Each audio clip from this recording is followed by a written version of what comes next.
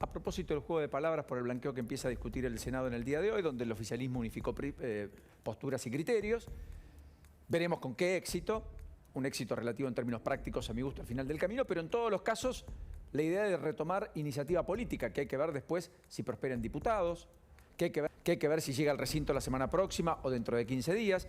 En el medio mañana hay convocada una sesión para reformar el Consejo de la Magistratura y todo hace pensar que va a haber media sanción. Resta dilucidar que va a ser la Cámara de Diputados. Y ahí es clave cómo se pare la oposición y los eventuales aliados al propio gobierno. Ahora, en el medio de todo eso, la interna fue blanqueada ¿por quién? Por el jefe de Gabinete de Ministros, por Juan Mansur.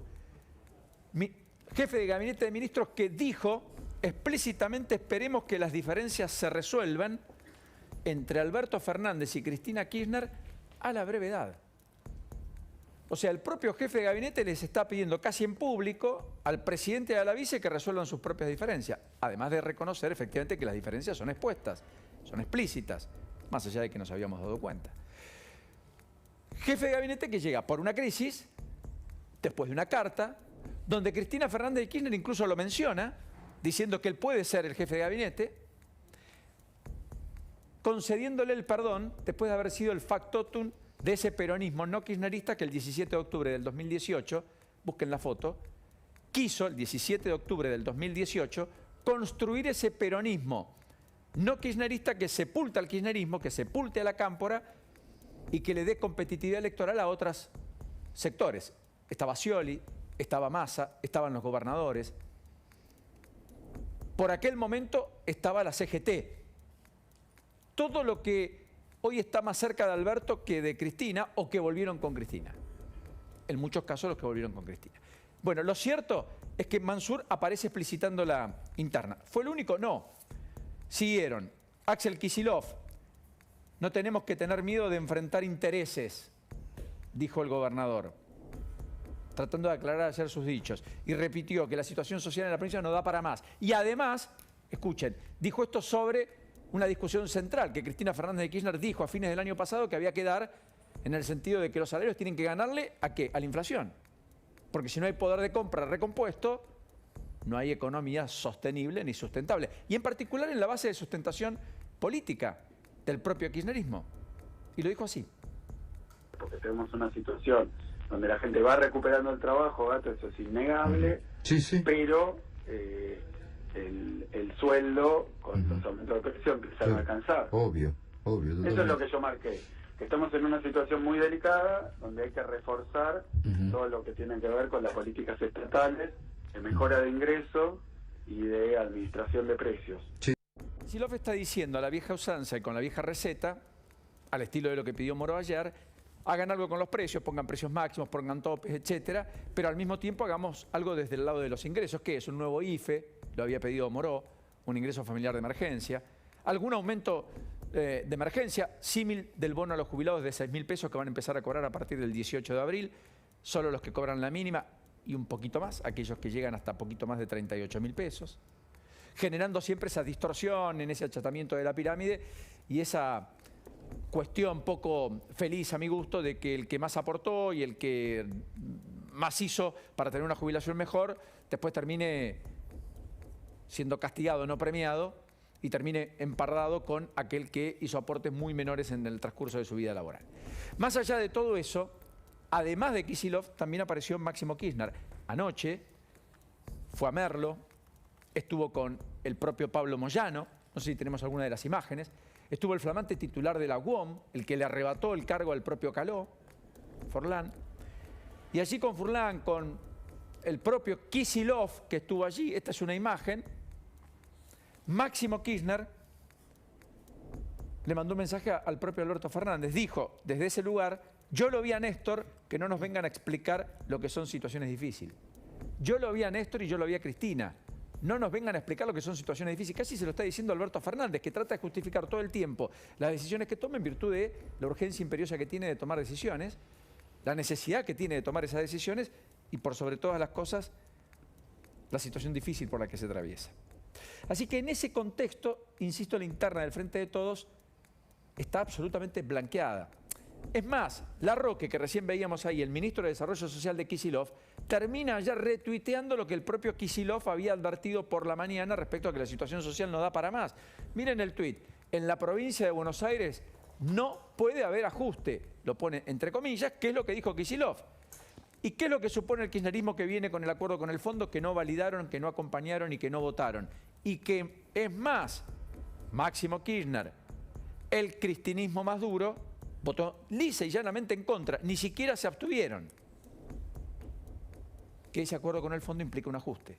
Y que ese ajuste va a recaer sobre los sectores más vulnerables.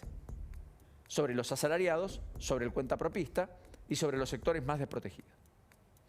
Independientemente de ello, lo que está claro es que en la cima del poder está una discusión que, de no resolverse en tiempo y forma, torna absolutamente imposible la reversión de expectativas, que es lo que se busca con el acuerdo con el fondo y con todas las decisiones económicas.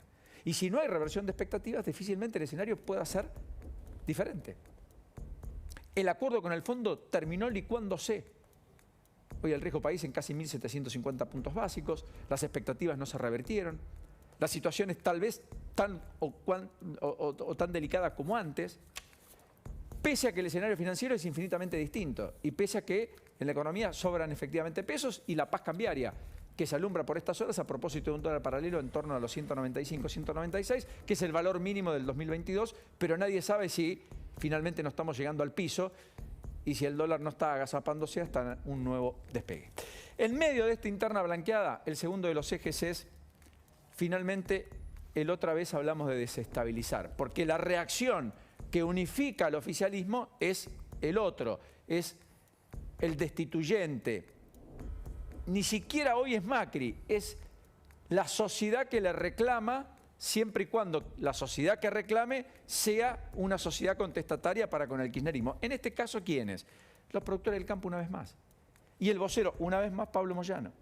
Dijo que en la Argentina no falta gasoil, que es una mentira, y que las protestas lo que buscan es desestabilizar al gobierno. La que veíamos en Córdoba, la que viene contando Helio desde hace mucho tiempo, la que cuenta Javier Lanari, la de los productores que nos manifiestan, que no están consiguiendo gasoil, que tienen cupos, que hay límites. Pero a Moyano lo desmiente la propia realidad. Pero él va por ese camino. Intenta crear la idea de que hay combustible disponible en la Argentina y que lo que ocurre es que hay una especulación de un sector que ha ganado muchísimo dinero, que es el campo, que es el que sale a decir lo que en realidad no ocurre, que es que hay desabastecimiento. YPF, en el mientras tanto, niega que haya desabastecimiento y todo lo que ustedes ya conocen.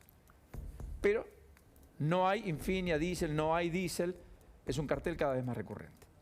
Con lo cual, acá lo que hay es un intento de construir una vez más un mecanismo de defensa frente a probablemente lo que venga.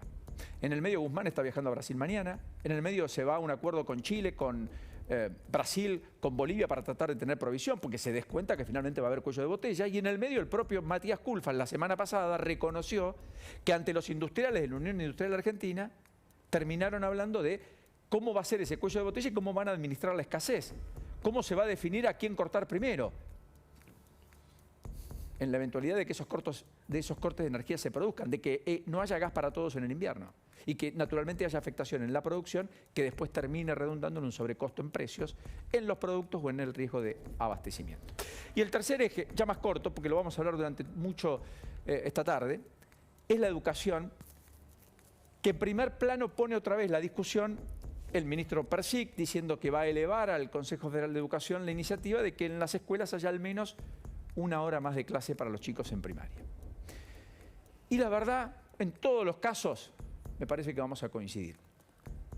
Los chicos tienen que estar allí, los chicos tienen que tener más formalidad, tienen que estar donde... O sea, no hay dudas respecto a que hacia ese horizonte hay que transitar en los próximos años.